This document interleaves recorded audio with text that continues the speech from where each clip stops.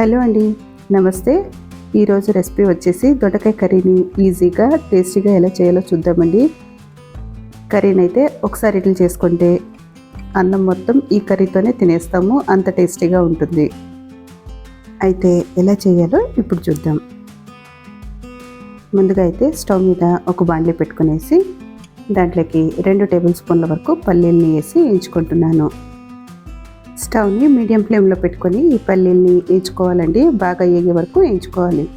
ఇవి ఇట్లా వేగిన తర్వాత దీన్ని పక్కకు తీసేసి ఇప్పుడు అదే ప్యాన్లోకి 1 స్పూన్ అంతా ఆయిల్ వేసుకునేసి 2 పచ్చిమిరపకాయలని ఇట్లా తుంచుకొని వేసుకోవాలి.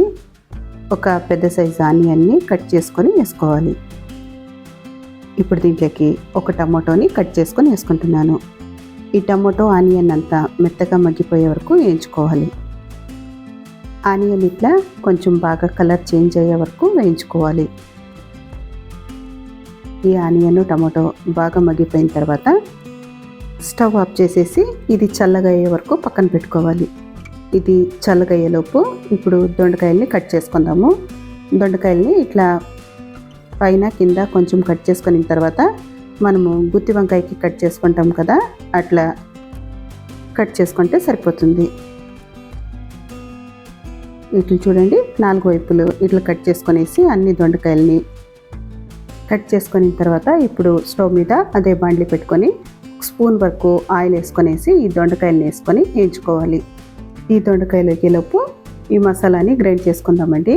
వేయించుకున్న పల్లీల్ని 1 స్పూన్ వరకు నువ్వుల్ని అట్లే వేయించి పెట్టుకున్న ఆనియన్ టమాటోల్ని వేసుకునేసి ఫైన్గా పేస్ట్ చేసుకోవాలి. ఇట్లా ఫైన్గా పేస్ట్ చేసుకున్న తర్వాత దీన్ని పక్కన పెట్టేసి ఇప్పుడు దొండకాయల్ని చూద్దాము. ఈ దొండకాయలు 70 to 80% వరకు దీంట్లోనే మగ్గిపోవాలండి. ఇట్లా ఇవి మగ్గిపోయిన తర్వాత వీటిని పక్కకు తీసుకోవాలి. ఛానల్ని కొత్తగా చూస్తున్న వాళ్ళైతే సబ్స్క్రైబ్ చేసుకోండి. వీడియోని స్కిప్ చేయకుండా చివరి వరకు చూడండి. నచ్చితే ఒక లైక్ ఇవ్వండి. దొండకాయలు ఇట్లా బాగా మగ్గిపోయిన తర్వాత వీటిని పక్కకు తీసేసుకుంటున్నాను.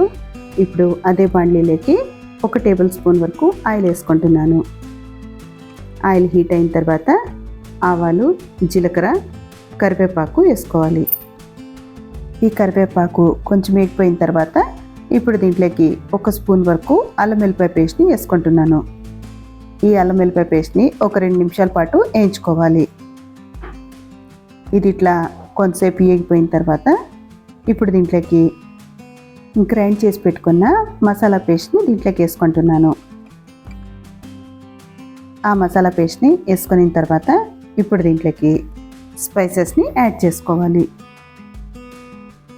ఇదంతా ఒకసారి బాగా కలిపేసుకున్న తర్వాత ఇప్పుడు దీంట్లోకి ఉప్పు వేసుకుంటున్నాను. నేను ఇక్కడ ఒక 1/2 స్పూన్ వరకు ఉప్పు వేసుకుంటున్నాను. ఉప్పు వేసుకున్న తర్వాత ఒక 1/2 స్పూన్ పసుపు, 1 స్పూన్ వరకు కారం వేసుకుంటున్నాను. మసాలాలకి 2 పచ్చిమిరపకాయలు వేసుకున్నాను కాబట్టి 1 స్పూన్ కారం అయితే సరిపోతుందండి. 1 స్పూన్ వరకు ధనియాల పొడి, 1/2 స్పూన్ గరం మసాలా వేసుకునేసి ఇవన్నీ ఒకసారి బాగా కలుపుకొని ఒక 2 నిమిషాల పాటు అయితే ఈ మసాలాని వేయించుకోవాలి. చూడండి, ఒక 2 నిమిషాలకి ఈ మసాలా అనేది కొంచెం దగ్గర పడుతుంది. ఇప్పుడు దీంట్లోకి వేయించి పెట్టుకున్న దొండకాయలు వేసుకుంటున్నానండి. ఈ దొండకాయలు వేసుకున్న తర్వాత ఒకసారి అయితే బాగా కలిపేసుకోవాలి. దొండకాయలు ఆల్రెడీ 60 to 70% ఉడికిపోయాయి కాబట్టి కర్రీలోకి వేసుకొని ఒక 10 నిమిషాలు అయితే ఉడికించుకుంటే మనకి కర్రీ అనేది రెడీ అయిపోతుంది. ఇప్పుడు మనకి కర్రీలోకి వాటర్ ఎంత అయితే కావాలో చూసుకొని అన్ని నీళ్ళు వేసుకొనేసి మూత పెట్టేసి ఆయిల్ పైకి తేలే వరకు నిదానంగా ఉడికించుకుంటే మనకి దొండకాయ కర్రీ అనేది రెడీ అయిపోతుందండి. ఈజీగా టేస్టీగా క్విక్గా అయిపోతుంది. ఈ కర్రీ అయితే చాలా టేస్టీగా ఉంటుందండి. ఒకసారి అయితే తప్పకుండా ట్రై చేయండి. ఇట్లా ఆయిల్ పైకి తేలినప్పుడు కొంచెం కొత్తిమీర చల్లుకొని స్టవ్ ఆఫ్ చేసేసుకోవడమే. దొండకాయ కర్రీ అయితే రెడీ అయిపోతుంది. ఈ వీడియో మీకు నచ్చితే లైక్ చేసి కామెంట్ చేయండి.